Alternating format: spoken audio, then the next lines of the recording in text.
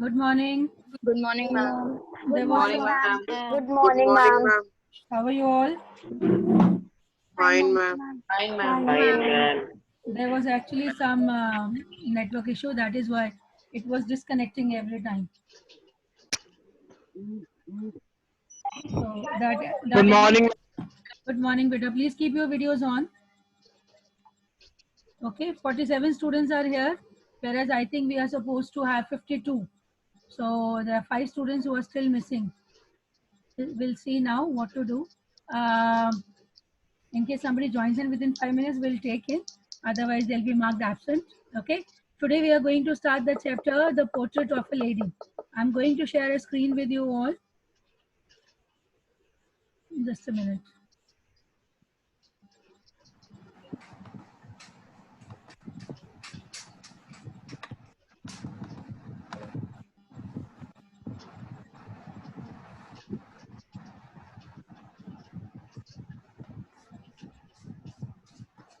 I'm going to show you one PPT with the help of which we are going to study the portrait of a lady.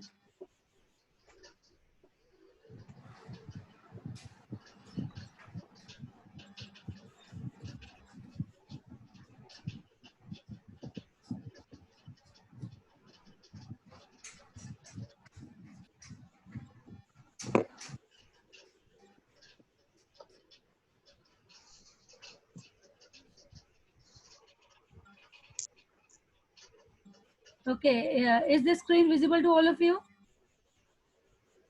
Yes, ma'am. Yes, ma'am. Okay. Okay, so today we are going to start The Portrait of a Lady. It is written by Khushwant Singh. Okay.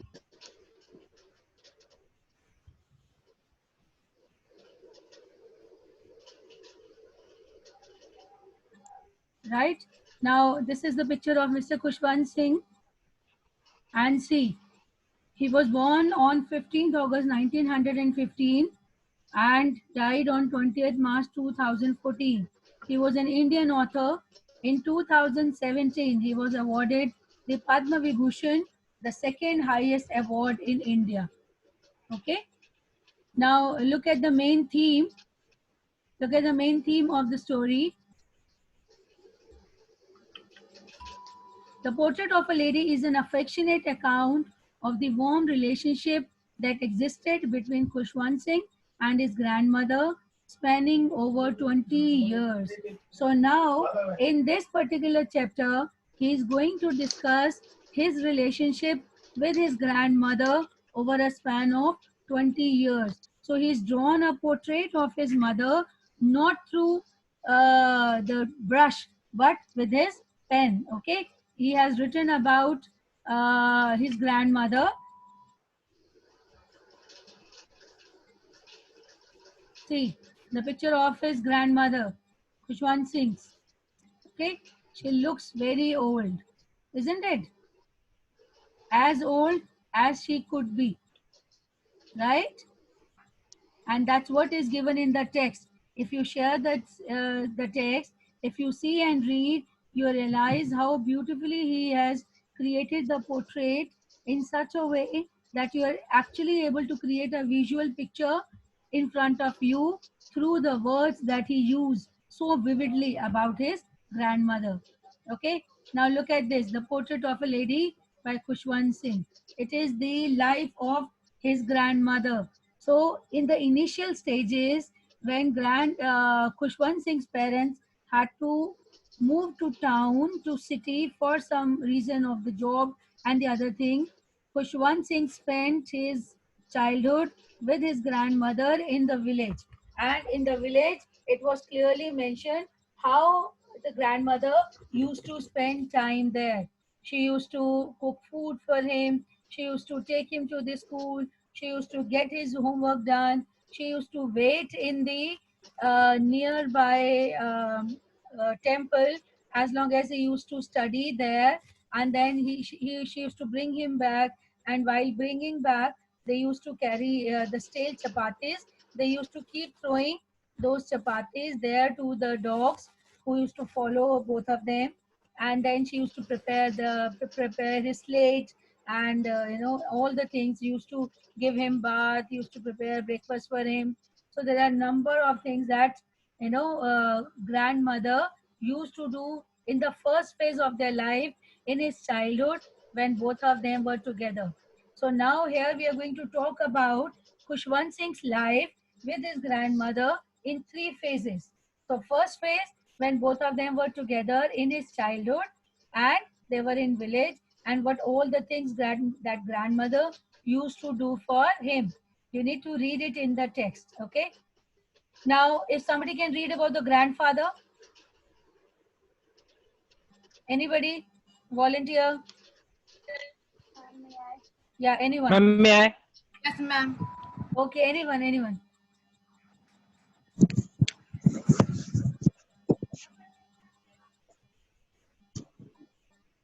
Not much has been mentioned about the grandfather. The Okay. author's grandfather's portrait was hung on the wall of the drawing room. He wore a big turban, loose clothes, and looked at least 100 years old. Okay, so now nothing much he talked about grandfather, because grandfather was dead and his picture was hung there in the drawing room over the mantelpiece, you can say, where they had generally they have this fireplace. And grandfather had big white beard, and he used to look as old as he could be, approximately 100 years old. And now about grandmother, he has spoken much. Okay, now Parul Segan, read about the grandmother. For 20 years, the author found her old and wrinkled. The thought was almost revolting of the grandmother being young and pretty. She was short, fat, and slightly bent. Her, her Silvery white hair. hair was scatterized over her wrinkled face. She hobbled around the house in spotless white, one hand on waist to balance her stop, and the other telling the beds of rosary. She was and mountains. You need to read it very carefully. Now see the first one. For 20 years, the author found her grandmother, old and very wrinkled. She had wrinkles on her face and, in fact, on her whole body in crisscross, right from one place to the other. So she was very old. And the thought was almost revolting of the grandmother being young and pretty. When grandmother used to tell sometimes about herself that she was young and pretty, the thought used to be very revolting to him, because ever since he has come into his senses, he has never seen his mother to be young ever. So even in his visualization, when he was trying to visualize and imagine grandmother to be young and pretty, he could not think about it. That is why the thought came to him like very revolting. It wasn't possible for him to even think about grandmother being young and pretty. When she used to narrate in her stories that she used to be young, when she was very young, when she was very young, they used to play this thing and that thing. He used to find it very difficult, because the thought was very revolting. He could never even in his imagination think of grandmother to be very young. And how was her physical personality? Because now, in case you have to discuss about her character sketch, you have to mention all the things right from her physical stature. She was quite short in height, she was little fat, slightly bent, she was quite old, and she had her silvery locks. That means her hair were completely gray, complete white, and they used to scatter on her wrinkled face. And she used to hobbled around, means she used to move around with difficulty in the house in the spotless white sari. One hand she used to keep on her waist to balance her stoop. Stoop means she was slightly bent because of the old age. The backbone doesn't remain straight. It gets stooping a little. So she was little bent, and in order to balance that stoop, she used to keep one hand on her waist to balance it, to support her, and the other hand. So left hand she used to keep on her waist, and the right hand she used to tell the beads of rosary. In Hindi, you call it mala fedna.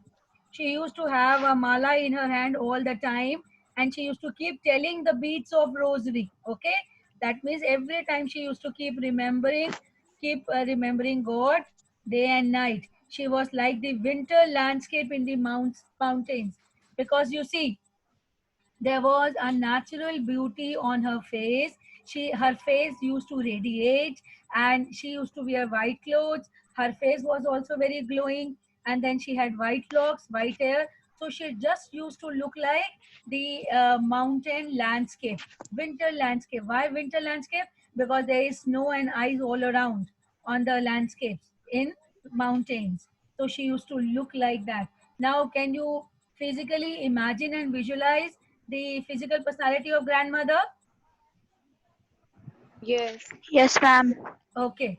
Now, Yes, ma'am. Yes, ma'am. okay. Who would like to read? Shivani Kapoor? Yes, Shivani, ma'am. yeah, you read it. Now, this is the life that he spent with grandmother in village, as I discussed. Please read it out. Yes, read out Arthur's it. relationship with the grandmother. Arthur's parents left him in the village with the grandmother and went to city. The grandmother took good care of the author when he was a child. Every morning she prepared and accompanied him to the school. While the author studied in the school,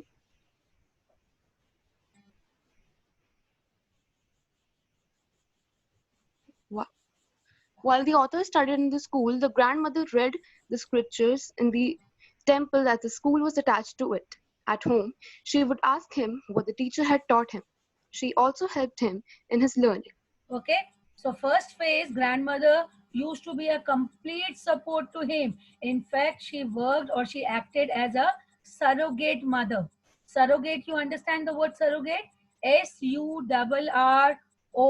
Surrogate. Surrogate mother means one who completely takes the charge of a mother. So grandmother behaved like his mother. They were very close when they were in village, when he was a child. Okay, so very close relationship.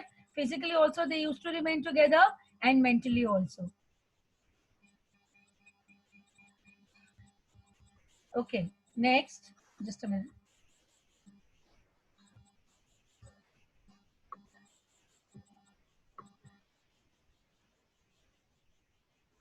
Okay, author's relationship with the grandmother in city life. So what happened after some time when he grew old, when he attained age, they were called to city for his further studies. So both of them, they moved to city life.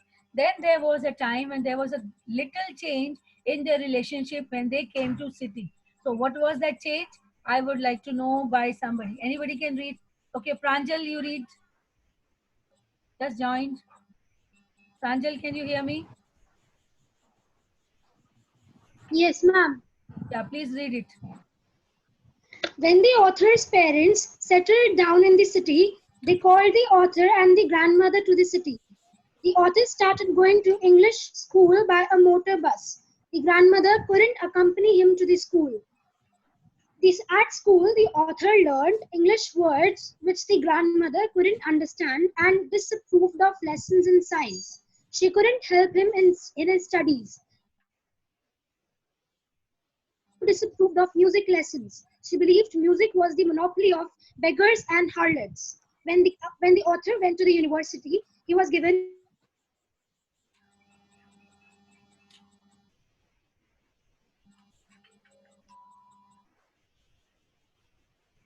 Yes, when the author went to the university,